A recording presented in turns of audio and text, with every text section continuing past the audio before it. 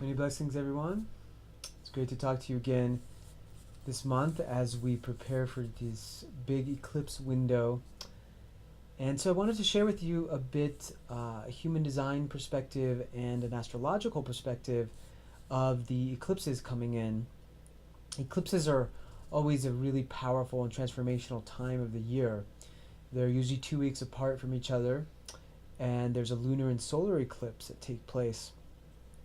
And this window between the eclipses, which is beginning on October 18th, and then the solar eclipse is actually on the 3rd of November, this window comes in and it's really powerful time of shapeshifting in our lives. And what I mean by that is that a lot of our relationships go through a major cyclic shift.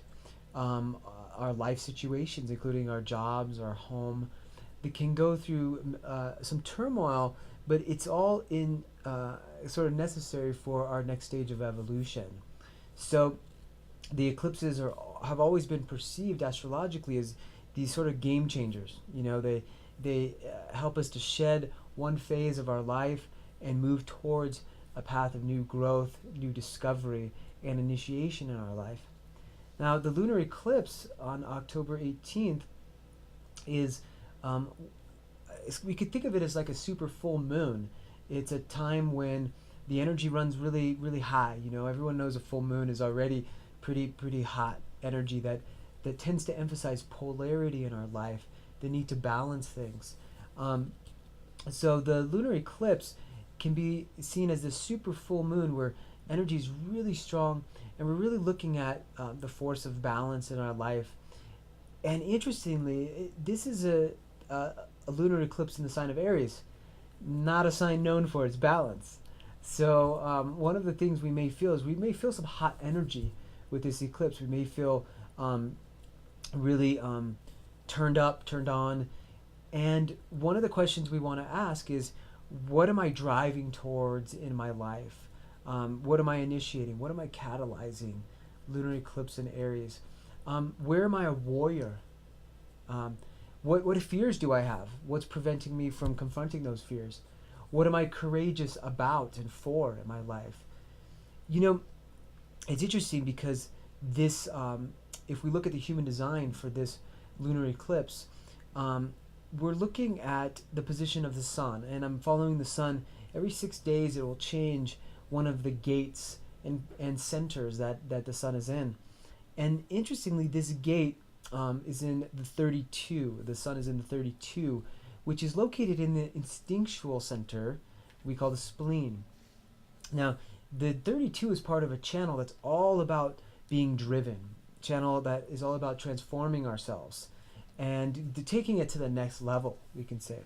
So one of the questions here is, what do we want to take next to the next level? What do we want to put that energy, that passion, that fire of Aries towards? Now, the 32 by itself is a gate, a hexagram we call the hexagram or gate of duration. What has stamina or endurance in our life? Now, when we combine this, Aries isn't known for its stability. But here's a warrior, and the warrior in its highest expression is the general. And the general has a strategy, has a way to get to where he's trying to go to win the battle. And it's not just about winning the battle, it's about the purpose behind winning the battle. What sort of systems and structures do we want to see in place in our life to endure? And how can we take these deliberate steps towards realizing those goals? So the other thing is that we don't want to take any shortcuts right now. We want to be really intentional with everything that we're doing, even though the energy may run hot and fiery. And actually, during the eclipse window, one of the great recommendations from astrologers, from the Buddhists, is to really spend enough time going within. This is a time to reflect, contemplate, and since the moon will be waning, not the best time to begin things. Now, the other thing that would tell us to hold back, to go within, to reflect, to go on an inner journey right now is the Mercury retrograde cycle, which begins on the 21st, Monday the 21st. and that's a 3-week cycle where we're best off usually not promoting new projects or beginning new ventures, signing contracts, launching projects, products, or websites. Um, our technology can go through some challenges. Um, Mercury is the lord of communication, so travel delays are common during this time. We want to give ourselves extra time for those sorts of things. Since Mercury is in Scorpio during this cycle, one of the best ways of working with this is to really um, investigate, research, um, especially in the realms of shamanism, alchemy, psychology, esoteric studies like astrology and human design. It's a beautiful time for that. But it can also be a trying time for some of our relationships in our life. We want to be very compassionate in our communication. We don't want to push too much with that Aries full moon, but just enough to get us on the path to where we want to go and to feel confident in that process. In a couple weeks, we'll talk about the solar eclipse coming in, and I'll have a class coming up the last week of the month on specifically the eclipses, the nodes, karma, past lives, and evolutionary astrology.